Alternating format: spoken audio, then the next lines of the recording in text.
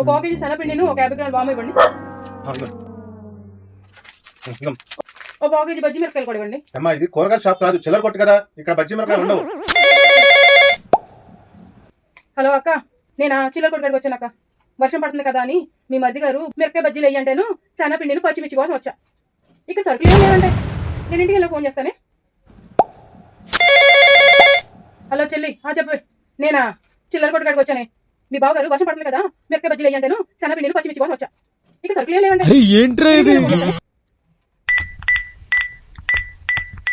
Hello యాండి, ఇక్కడ సరుకులు ఏమి లేవంటండి కొట్లో.